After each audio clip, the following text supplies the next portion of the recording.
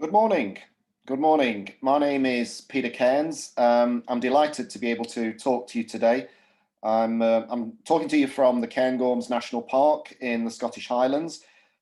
It's wet and blustery, as is the case very often at this time of year. I've got a bit of a cold, so please excuse any coughing and spluttering as we go through this presentation. So let me just share my screen.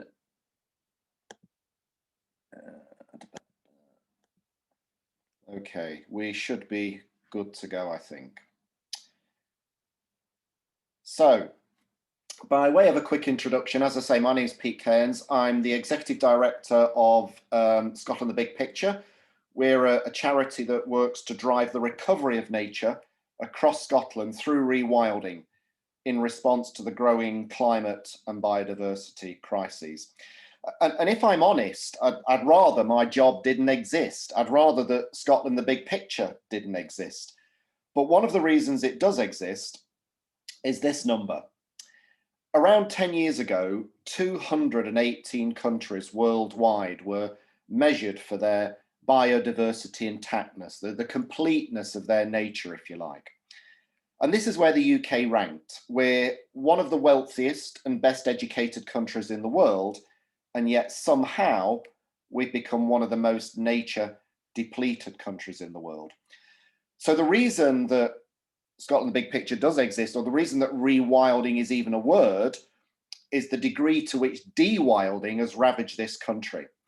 And this message of nature depletion in a modern progressive country like Scotland comes as a shock to most people.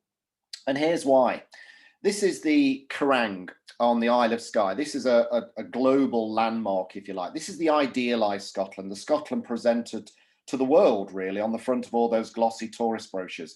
And I've stood many a time at the Kerrang and listened to people around me marvel at the view, and it is one hell of a view. For most people, this iconic landmark symbolises what Scotland looks like, what they feel Scotland should look like. And yet, what they can't see, or don't see, or perhaps even won't see, is that this geological wonder, like so many others, has become an ecological vacuum. Gone are the complex woodlands that once shaped this land, gone are many of the animals that once lived on the land, and gone too are many of the people that once lived from the land. Despite their unquestionable beauty and drama, many of Scotland's glens, rivers and mountains are devoid of the complex living systems they once supported. I think as a society, we suffer from a condition called ecological blindness. We simply don't see the degraded landscapes and the animals we've lost because we're not conditioned to look. We perceive a landscape of natural beauty because we're told that's what it is. And this notion is kept alive by a sort of generational amnesia whereby each new generation accepts as normal the landscape they're born into, irrespective of how impoverished it might be.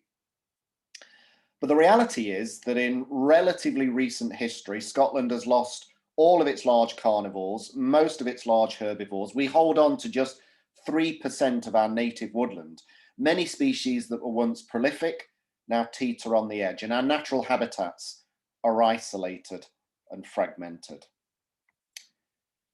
We believe it doesn't have to be this way. We believe there's a solution, and it's called rewilding. So what is rewilding? Well, it's fair to say that if you ask 100 people, you'll probably get 100 different answers. Everyone has an opinion on rewilding and the change that they think it may bring about. So definitions do vary. But for us, this is rewilding. It's an evolving process of nature recovery that leads to restored ecosystem health, function, and completeness. It's an opportunity to stitch back together a tapestry of life where natural processes drive vibrant living systems. Processes like predator-prey dynamics, like scavenging, like birth, death, decay, regeneration. These are the processes that drive every healthy living system on the planet. Rewilding is about allowing rivers, encouraging rivers, shaded by corridors of alder and willow, to run as they want to, as they need to, allowing natural debris like fallen trees to accumulate in river channels, enriching the water for insects and bird life. Rewilding is about connectivity across the landscape, encouraging native woodland to expand and regulate our climate, allowing animals freedom to roam, creating wildlife highways for red squirrels to move from tree to tree. And rewilding is understanding that a forest is much more than just a sea of trees. It's a complex community of soil microbes, lichens, mosses, tall trees, tiny trees, dead and dying trees, all coming together in a constantly evolving system. Rewilding is about re-wetting, restoring Scotland's peatlands that across huge areas have been drained and burned, giving them a chance to purify our water, store carbon, as well as providing sanctuary for some of our most precious wildlife. At its most basic level, rewilding is anything that counteracts more de-wilding, anything that joins up and enriches habitats rather than further fragment and isolate them, anything that leads to more life or more nature rather than less nature. So why is rewilding needed? Well, lots of reasons, that figure of 189 for a start, but it's true to say that more broadly, traditional conservation has failed to arrest and reverse ecological decline. Doug Chadwick, a renowned wildlife biologist, sums it up well. He says the essence of nature is wholeness, a wholeness woven from infinite complexity. Trying to save nature piece by piece doesn't make sense, even if we had all the time in the world, and we most certainly do not. But I've been involved with conservation long enough to know that we have spent the last 30, 40, 50 years trying to save nature piece by piece. Red squirrels, corncrakes, capercaillie, water voles, wildcats, brown hares, seabirds. At one time or another, we've had a go at saving them all. A rare species here, a fragment of habitat there. And yet across Scotland, that wholeness that Doug Chadwick referred to remains broken. We seem unable to acknowledge that we're all bound up in an intricate web of life that ties us to the weather, the atmosphere, the seas, the soils, the plants, the flowers, and every other living creature on the planet. Simply protecting nature is not enough. Saving fragments and threads is not enough. We need to think beyond those tiny green boxes that are our nature reserves and work to rebuild the whole. We need to see the big picture. Another reason that rewilding is needed is that for centuries we've been pitching our ecological systems in direct competition with our economic systems. And the truth is that nature is losing in a war with our insatiable appetite for economic growth. The living systems on which we all depend are under threat. So this is not about pine trees or pine martens. This is about us. And if not our survival, then certainly our well-being. And well-being is really significant here. We need wildness in our lives. We need nature. There's now compelling evidence that links a detachment from nature to a whole host of both physical and mental conditions, especially among young people.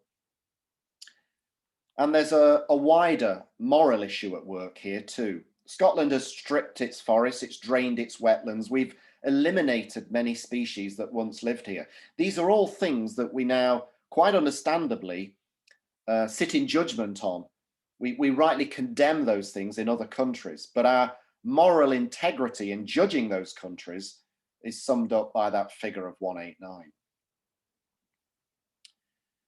I just want to return to Scotland the Big Picture's mission to drive the recovery of nature across Scotland through rewilding in response to the growing climate and biodiversity crises.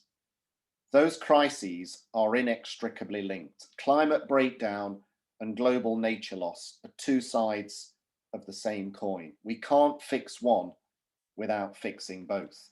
Forests, peatlands, wetlands, salt marshes, seagrass meadows, when these habitats are intact, when they're whole, when they work, they lock away huge amounts of carbon. But cut them down, drain them, burn them, and that carbon is released.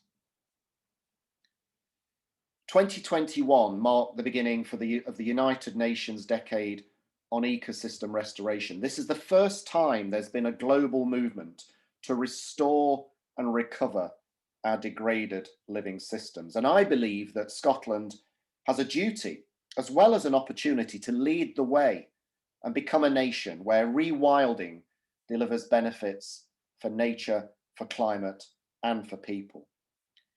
Rewilding offers us all the opportunity to rethink our relationship with the wild world, to think about our place within it and our reliance on it. It always gives me a huge amount of hope when I see young people engaging in conversations that will affect their future. So thank you very much indeed for allowing me to come along to speak to you this morning. It's a real privilege, and I hope that you have a brilliant conference. Thank you.